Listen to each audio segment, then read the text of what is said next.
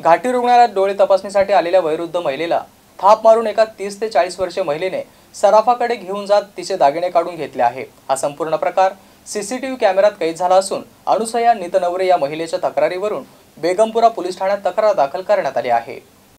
पोहे घेतले, चहा प्यायला गेले, चहा पिऊन आले, इथं निंबापायी बसले मी। मग तो कागद काढायला लागले पिशीतून, पिशीतून कागद काढला तेवढं ती येऊन उभी राहिली माझ्याजवळ।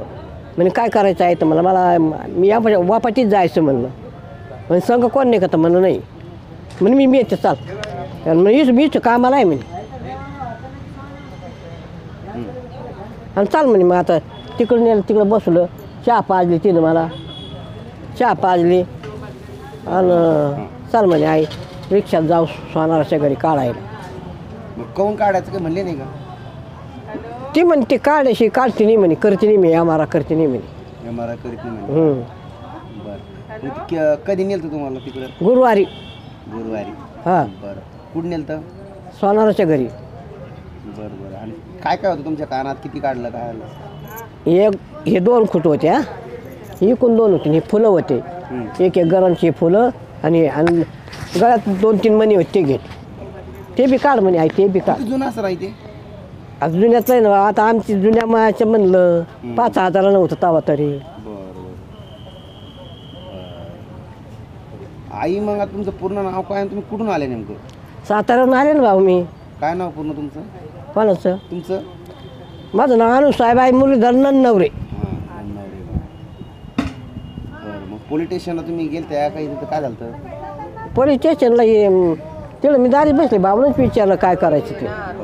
हां, पोलीस स्टेशनला 2दा नेलं मला भाऊनं। बरं बरं, मग तुम्ही रिक्षात बसल्या, तिथपर्यंत सोनार दुकानात गेल्या, तुम्हाला कळलंच नाही का? काहीच नाही कळलं मला, एवढ्या आणि तिच्या मागं चालले। ठीक आहे। ती गेल्यावर मी बाई झाले, तरी मला इथं आणून सोडलं, तरी माझ्या डोक्यातलं गेलं नव्हतं ते, ती जाकत होती। ठीक आहे। मी नेहमीप्रमाणे अभ्यागत समिती सदस्य आहे, माझं नाव प्रवीण शिंदे। नेहमीप्रमाणे राऊंडसाठी जे म्हणजे पेशंट आलेले होते माझे, तर मी त्या पेशंटला बघितलं आणि आर्योमा ऑफिसमध्ये त्यांची माहिती दिली, आणि आर्योमा ऑफिसमधून आम्ही गिल साहेब आणि आम्ही बाहेर आलो, तर आम्हाला ह्या आजी रडताना दिसल्या तिथे। तर रडताना दिसल्या, त्यांना विचारलं बाबा काय झालं आहे म्हणून नेमकं, तर आजी म्हणे माझं सोनं कोणीतरी बाईने काढून नेलं।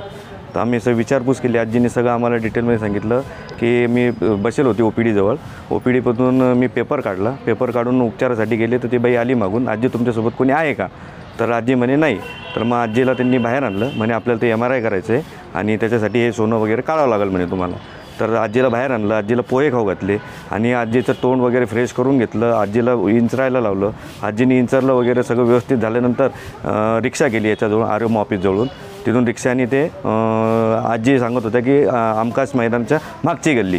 तर मग आम्ही एक अंदाजा लावला की मागच्या गल्लीमध्ये म्हणजे सराफा असेल, तर मग मी म्हटलं की आपण जाण्यापेक्षा पोलिसांना कळवू। तर आम्ही 112 नंबरला 1:45च्या सुमारास 112 नंबरला फोन लावला मी स्वतः, आणि त्यांनी 10 मिनटात व्हॅन आली, पोलिसाची व्हॅन आली, व्हॅनमध्ये आजीला बसवलं आणि बेगमपुरा पोलीस चौकीत नेलं।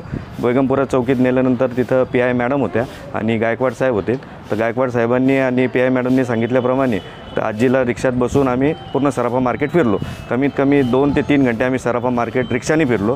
तर आजीचं काही लक्षात येत नव्हतं, मग आजीला आम्ही शेवटी असा निर्णय घेतला की गांधी पुतळ्याजवळ रिक्षा लावली आणि हळूहळू पायी चालत आजीला पूर्ण दुकानं दाखवत आणलो, आणि गायकवाड साहेब बी सोबत होते आमच्या।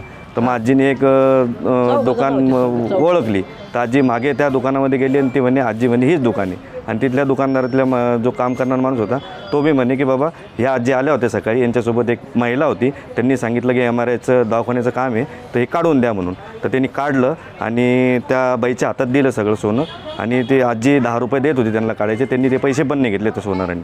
मग तिथून आम्ही हे सगळं माहिती घेतली आणि परत पोलीस चौकीला आलो। पोलीस चौकीला म्हणे की आम्ही 2 दिवस वाट बघू आणि त्याच्यानंतर FIR दाखल करू म्हणून। पण मग काल दिवसभर आजीला मी इथं सगळीकडे बघितलं, तर आजी काल दिसल्या नाही मला इथं।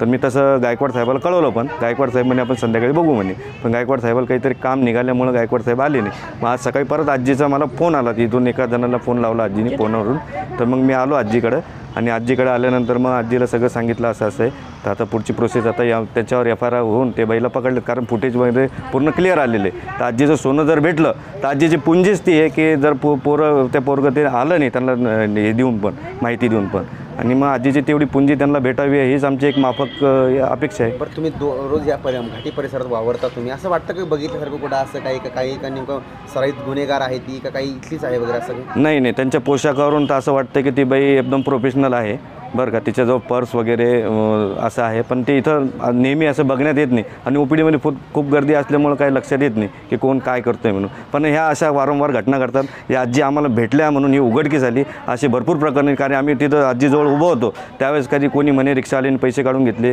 कोणी म्हणे 500 रुपयाचे सुट्टे आणतो तर ते रिक्षावाला तिकडंच पसार झाला, कोणी म्हणे आमचं हे चोरीला गेलं, कोणी ते लोक नंतर बोलायला लागतं, त्याला ही वाचा फुटली. अशा वारंवार या ठिकाणी या घटना घडत असतात का? हो, वारंवार अशा घटना घडतात तिथं.